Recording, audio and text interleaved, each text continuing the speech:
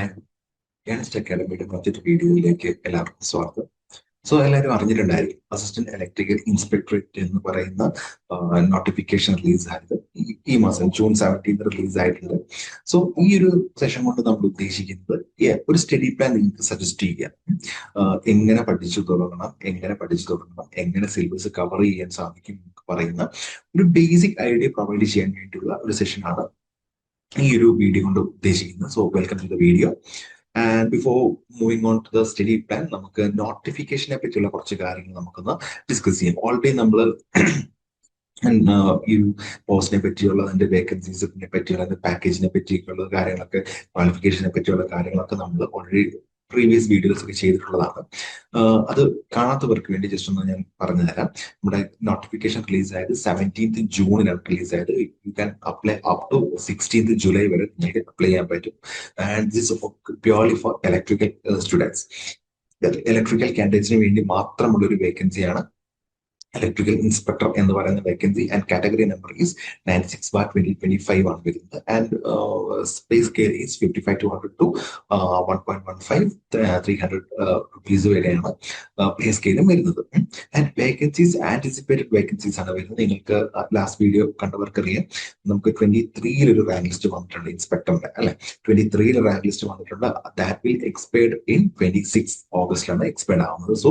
കേരള പീസ് പ്ലാൻ എന്ന് പറയുന്നത് ഒരു 26 എൻഡോടുകൂടി, ദാറ്റ് മീൻസ് സെപ്റ്റംബർ, ഒക്ടോബർ, നവംബറോടുകൂടി പുതിയ റാങ്ക് ലിസ്റ്റ് നിലവിൽ വരാൻ വേണ്ടിയുള്ള ഒരു ഐഡിയ ആണ് കേരള പി എസ് സിക്ക് ഉള്ളത്. ദാറ്റ് മീൻസ് ഒരു 16th ജൂലൈയില് ആപ്ലിക്കേഷൻ ക്ലോസ് ചെയ്ത് കഴിഞ്ഞാൽ ഓൾമോസ്റ്റ് 8 to 10 months കൊണ്ട് തന്നെ എക്സാം നടത്തി ഷോർട്ട് ലിസ്റ്റ് റിലീസ് ചെയ്ത് ഇന്റർവ്യൂ കഴിഞ്ഞ് ഒരു റാങ്ക് ലിസ്റ്റ് നെക്സ്റ്റ് ഇയർ എൻഡോട് കൂടി റിലീസ് ചെയ്യാൻ വേണ്ടിയാണ് കേരള പി സിയുടെ ഒരു ഐഡിയ എന്നാണ് നമുക്ക് മനസ്സിലാക്കാൻ പറ്റുന്നത്. And this one is exclusively for BTech B electrical candidates. നമുക്ക് ഈ ഒരു എക്സാമിനെ എങ്ങനെ പ്രിപ്പയർ ചെയ്യാം എന്ന് നമുക്ക് നെക്സ്റ്റ് നോക്കാം.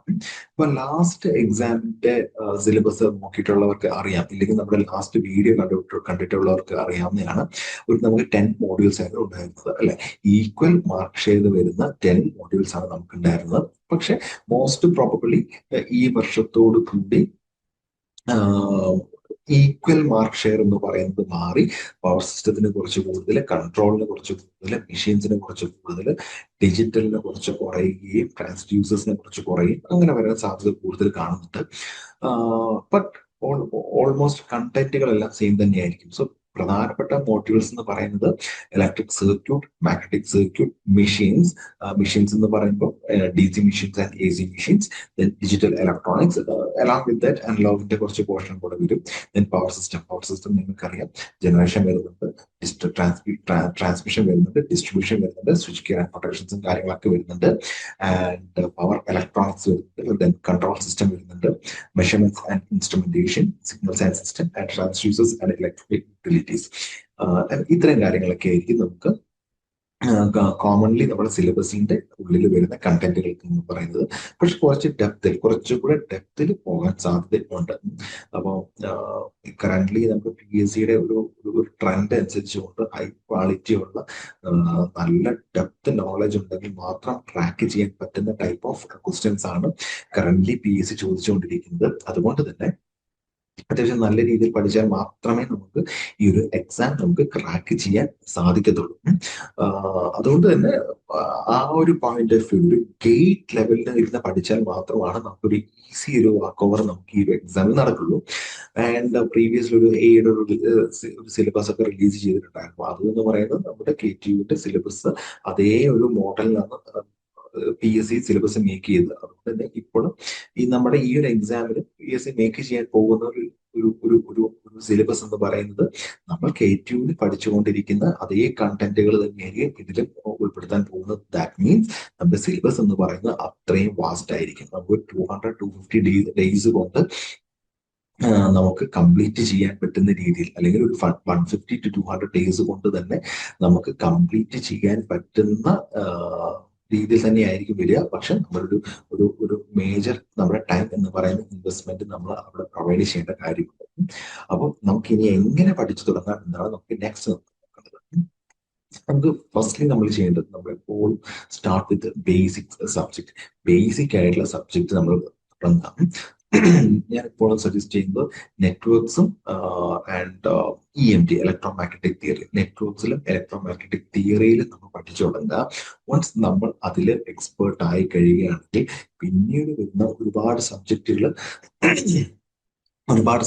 നമുക്ക് വളരെ ഈസി ആയിട്ട് ഫീൽ ചെയ്താൽ മീൻസ് അനാലിസിസ് വരുന്ന സബ്ജക്ട്, പവർ സിസ്റ്റത്തിന്റെ ആണെങ്കിലും മെഷീൻസിന്റെ ആണെങ്കിലും അനാലിസിസ് ഒക്കെ വരുമ്പോൾ കുറച്ചൊരു ഈസി ആയിട്ട് നമുക്ക് ഫീൽ ചെയ്യാം.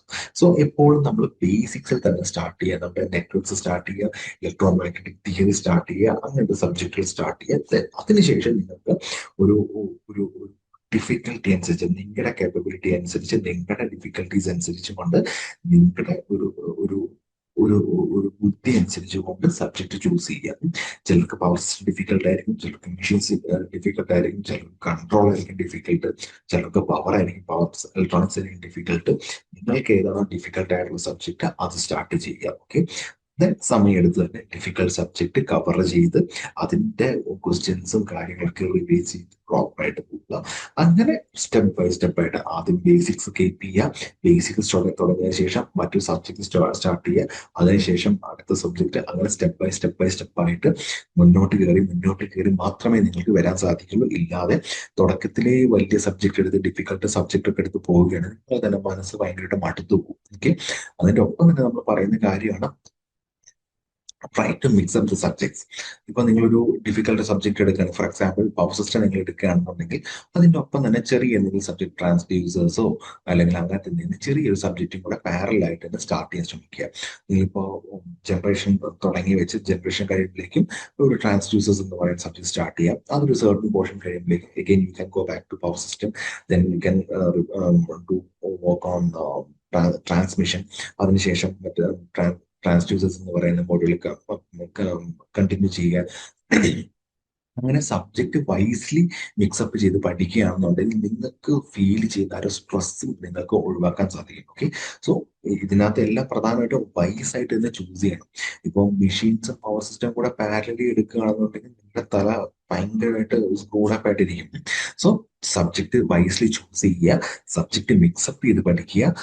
അങ്ങനെ ഒരു 150 ഡേയ്സ് കൊണ്ടോ ഒരു 200 ഡേയ്സ് കൊണ്ടോ ഒക്കെ ഈ ഒരു സിലബസ് പ്രോപ്പറായിട്ട് കംപ്ലീറ്റ് ചെയ്യുന്ന രീതിയിലോട്ട് നിങ്ങൾ ഇപ്പോഴേ പ്ലാൻ ചെയ്യുക. And along with that daily minimum ഒരു 3 hours എങ്കിലും ടൈം സ്പെൻഡ് ചെയ്യാൻ ട്രൈ ചെയ്യുക. ഡെയിലി 3 hours എങ്കിലും സ്പെൻഡ് ചെയ്യാൻ ട്രൈ ചെയ്യുക. അത് നിങ്ങളുടെ ഒരു അവൈലബിലിറ്റി അനുസരിച്ച്, ചിലർക്ക് മോർണിംഗ് ടൈം കാണും, ചിലർക്ക് ഈവനിങ് ആയിരിക്കും ടൈം ഉണ്ടാവുക. നിങ്ങൾക്ക് എപ്പോഴാണ് ടൈം ഉണ്ടാവുന്നത് ആ ടൈം യൂട്ടിലൈസ് ചെയ്ത് ഒരു ഒരു ഒരു ഒരു ഒരു 3 hours എങ്കിലും ഡെയിലി സ്പെൻഡ് ചെയ്യാൻ നോക്കുക. അപ്പോൾ അങ്ങനെ ഒരു 3 hours ഡെയിലി ഫ്രീക്വന്റ് ആയിട്ട് പഠിച്ച് ആ ഒരു ഷെഡ്യൂളിലോട്ട് വന്ന് സ്റ്റെപ്പ് ആയിട്ട് സിലബസ് കംപ്ലീറ്റ് ചെയ്യുകയാണെന്നുണ്ടെങ്കിൽ നമ്മുടെ ഈ ഒരു എക്സാമിന്റെ ഒരു ടോപ്പ് ലെവലിലേക്ക് നിങ്ങൾക്ക് ഈസിലി എത്താൻ സാധിക്കും. ദെൻ നിങ്ങൾക്കൊരു ചെറിയൊരു വിന്നിങ് സ്ട്രാറ്റജി ഇതിനെല്ലാം ഒന്ന് കൺസോളിഡേറ്റഡ് ആയിട്ട് പറഞ്ഞു തരികയാണെന്നുണ്ടെങ്കിൽ, ഫസ്റ്റ് ഓഫ് ഓൾ നിങ്ങൾ സിലബസിനെ ഒന്ന് അനലൈസ് ചെയ്യുക.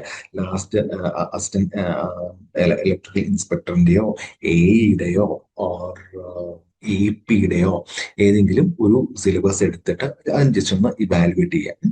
ഇവാലുവേറ്റ് ചെയ്തതിന് ശേഷം നിങ്ങളുടെ കേപ്പബിലിറ്റിയും നിങ്ങളുടെ ഒരു നോളജും ബേസ് ചെയ്തുകൊണ്ട് സബ്ജക്റ്റിന്റെ വെയിറ്റേജും അടിസ്ഥാനപ്പെടുത്തി നിങ്ങൾ മോഡ്യൂൾസിനെ ഡിവൈഡ് ചെയ്യുക. ഏതൊക്കെ മോഡ്യൂൾസ് ആണ് നമുക്ക് എളുപ്പമുള്ളത്, അല്ലെങ്കിൽ ഏതൊക്കെ മോഡ്യൂൾ എപ്പോഴൊക്കെയാണ് പഠിക്കേണ്ടതെന്ന് നിങ്ങളുടെ കേപ്പബിലിറ്റി അനുസരിച്ച് കൊണ്ട് നിങ്ങൾ തന്നെ ഡിവൈഡ് ചെയ്യുക. മാക്സിമം കണ്ടന്റുകൾ ഫൈൻഡ് ഔട്ട് ചെയ്യാം. ടെക്സ്റ്റ് ബുക്ക് ആവാം, വീഡിയോസ് ആകാം, PDF ആകാം, സോഫ്റ്റ് കോപ്പീസ് ആകാം, എന്ത് വേണമെങ്കിലും ആകാം. സോ മാക്സിമം മെറ്റീരിയൽസ് കളക്ട് ചെയ്യുക. അതിനൊപ്പം തന്നെ പഠിച്ചു തുടങ്ങുക, കണ്ടന്റുകൾ പഠിച്ചു തുടങ്ങുക. ഇമ്പോർട്ടൻറ്റ് ഇക്വേഷൻസ് എല്ലാം എഴുതി വെക്കുക, എഴുതി സ്റ്റിക്ക് ചെയ്ത് വെക്കുക. ഫ്രീക്വന്റ് ആയിട്ട് ചിന്തിക്കേണ്ട കാര്യങ്ങൾ, PSCക്ക് സ്ഥിരമായി ചോദിച്ചുകൊണ്ടിരിക്കുന്ന കാര്യങ്ങളൊക്കെ ഐഡന്റിഫൈ ചെയ്ത് അത് ഒരു പേപ്പറിൽ എഴുതി നിങ്ങളുടെ ഭിത്തിയിൽ പേസ്റ്റ് ചെയ്ത് വെക്കുക. അത് എണീക്കുമ്പോഴും കിടക്കുമ്പോഴും എപ്പോഴും കാണുന്ന രീതിയിൽ തന്നെ നിങ്ങൾ അതിനെ ഫ്രീക്വന്റ് ആയിട്ട് ബ്രഷപ്പ് ചെയ്തുകൊണ്ടിരിക്കണം. ആൻഡ് സിലബസ് ഫോളോ ചെയ്താൽ മാത്രം പോരാ, അതിന്റെ കൂടെ ഏറ്റവും ഇമ്പോർട്ടന്റ് ആയിട്ട് നിങ്ങൾ ചെയ്യേണ്ട കാര്യം എന്താണ്? നിങ്ങൾ MCQs പ്രാക്ടീസ് ചെയ്യണം. മാക്സിമം MCQs, നമ്മൾ തരുന്ന MCQസും നിങ്ങളായിട്ട് സ്വയം കണ്ടെത്തുന്ന MCQസും എല്ലാം മാക്സിമം MCQസും നിങ്ങൾ ഫൈൻഡ് ഔട്ട് ചെയ്ത് നിങ്ങൾ പഠിക്കുന്ന ടോപ്പിക്കലിന്റെ MCQs മാക്സിമം ചെയ്യുക.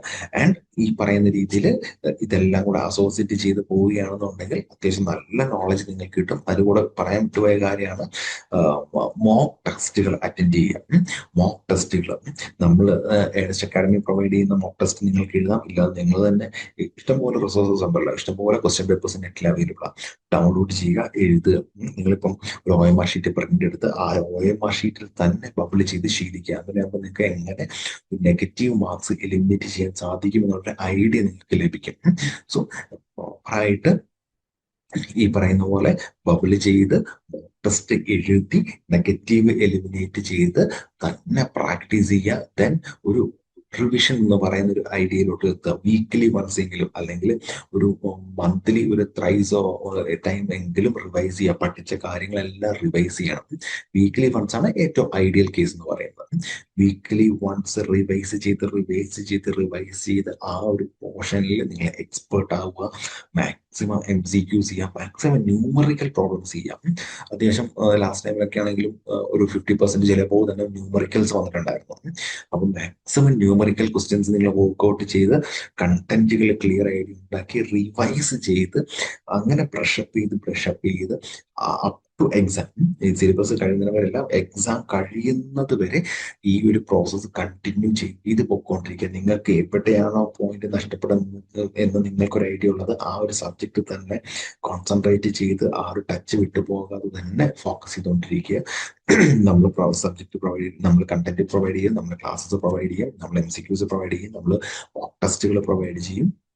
അതും ഫ്രീക്വന്റ് ആയിട്ട് തന്നെ അറ്റൻഡ് ചെയ്തുകൊണ്ടിരിക്കുക.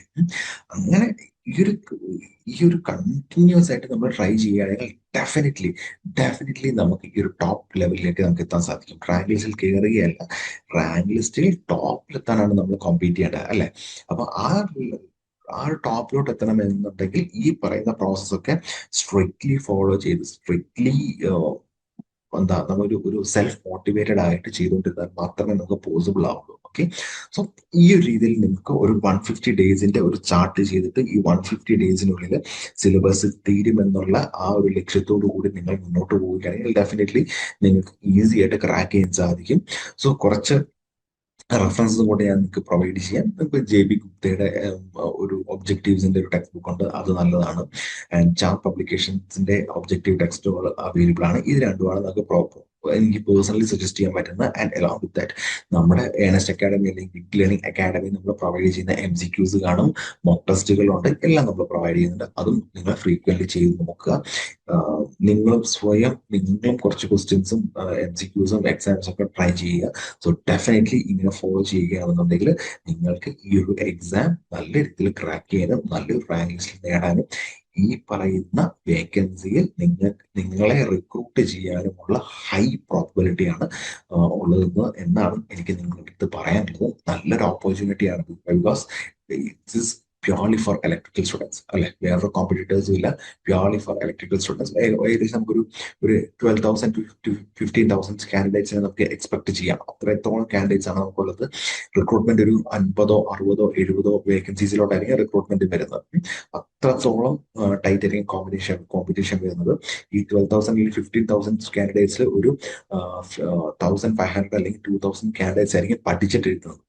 അപ്പൊ ഈ 2,000 കാൻഡിഡേറ്റ്സിന്റെ ഇടയിലേക്കാണ് നിങ്ങൾ പഠിച്ചിട്ട് ഇറങ്ങാൻ പോകുന്നത്. സോ അവരോട് കോമ്പീറ്റ് ചെയ്യാനുള്ള ഒരു സ്ട്രെങ്ത് വേണമെന്നുണ്ടെങ്കിൽ പ്രോപ്പർലി പ്ലാൻ ചെയ്യുക, പ്രോപ്പർലി മോഡ്യൂൾസ് നോക്കുക, പ്രോപ്പർലി സിലബസ് കവർ ചെയ്യുക, പ്രോപ്പർലി പ്രാക്ടീസ് ചെയ്യുക. Okay, so all the best for the exam. So നിങ്ങൾ ഇന്ന് തന്നെ പഠിക്കാൻ തുടങ്ങുക, ഇന്ന് തന്നെ കൃത്യം പ്ലാനോടുകൂടി പഠിച്ച് സബ്ജക്റ്റ് ക്ലിയർ ആക്കാൻ നോക്കുക. അപ്പം എല്ലാവർക്കും ഓൾ ദി ബെസ്റ്റ്.